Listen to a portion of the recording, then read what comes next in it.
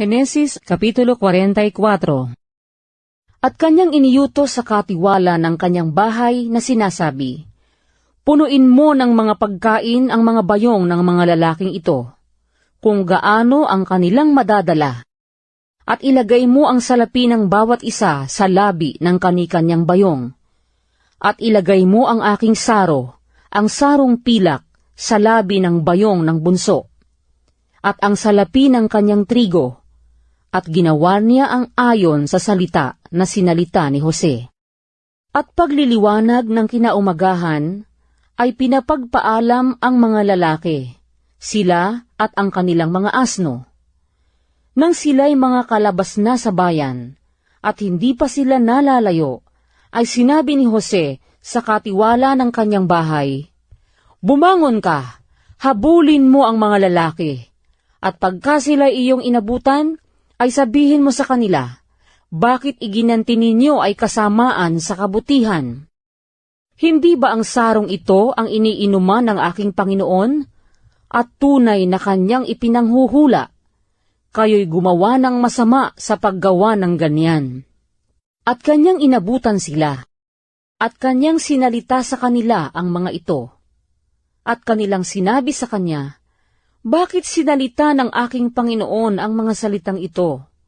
Huwag itulot ng Diyos na gumawa ang iyong mga lingkod ng ganyang bagay. Narito, ang salapi na aming nasumpungan sa labi ng aming mga bayong ay aming isinauli sa iyo mula sa lupain ng Kanaan. Paano ngang kami ay magnanakaw sa bahay ng iyong Panginoon ng pilak o ginto? Yaong kasumpungan sa iyong mga lingkod ay mamatay, at pati kami ay magiging alipin ng aming Panginoon. At kanyang sinabi, mangyari nga ang ayon sa inyong mga salita. Yaong kasumpungan ay magiging aking alipin, at kayo'y mawawalan ng sala.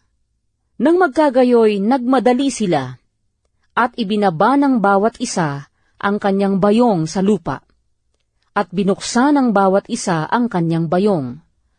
At kanyang sinaliksik, na pinasimulan sa panganay, at niwakasan sa bunso. At nasumpungan ang saro sa bayong ni Benjamin. Nang magkagayoy, kanilang hinapak ang kanilang mga suot, at pinasana ng bawat isa ang kanyang asno, at nagsibalik sa bayan. At si Juda, at ang kanyang mga kapatid ay dumating sa bahay ni Jose, at siya'y nandoon pa, at sila'y nangagpatira pa sa lupa sa harap niya. At sinabi sa kanila ni Jose, anong gawa itong inyong ginawa? Hindi ba ninyo nalalaman na ang isang tao na gaya ko ay tunay na makahuhula? At sinabi ni Juda, anong aming sasabihin sa aming Panginoon? Anong aming sasalitain? O paanong kami ay magpapatotoo? Inilitaw ng Diyos ang kasamaan ng iyong mga lingkod. Narito, kami ay alipin ng aming Panginoon. Kami, 10 niyaong kinasumpungan ng saro. At kanyang sinabi, huwag nawang itulot ng Diyos na ako'y gumawa ng ganyan. Ang taong kinasumpungan ng saro ay siyang magiging aking alipin. Datapwat tungkol sa inyo, ay pumaroon kayong payapa sa inyong ama. Nang magkagayoy, lumapit si Juda sa kanya at nagsabi, O Panginoon ko, ipinamamanhi ko sa iyo na papagsalitain ang iyong lingkod ng isang salita sa mga pakinig ng aking Panginoon, at huwag nawang mag-alab ang iyong loob laban sa iyong lingkod, sapagkat ikaw ay parang si Faraon. Tinanong ng aking Panginoon ang kanyang mga lingkod na sinasabi, kayo ba'y mayroong ama o kapatid? At aming sinabi sa aking Panginoon, kami ay may ama, isang matanda, at isang anak sa kanyang katandaan, isang munting bata, at ang kanyang kapatid ay namatay, at siya lamang ang naiwan ng kanyang ina, at minamahal siya ng kanyang ama. At sinabi mo sa iyong mga lingkod, dalhin ninyo rito sa akin, upang mamasdan ko siya ng aking mga mata. At aming sinabi sa aking Panginoon, hindi maiiwan ng bata ang kanyang ama, sapagkat kung iiwan niya ang kanyang ama, ay mamamatay ang ama niya.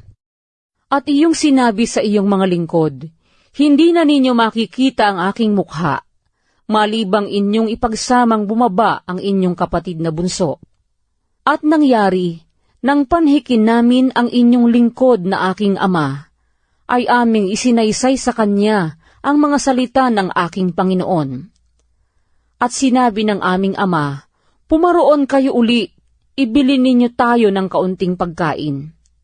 At aming sinabi, hindi kami makabababa, kung ang aming bunsong kapatid ay kasama namin ay bababa nga kami, sapagkat hindi namin makikita ang mukha ng lalaking yaon, malibang ang aming bunsong kapatid ay kasama namin.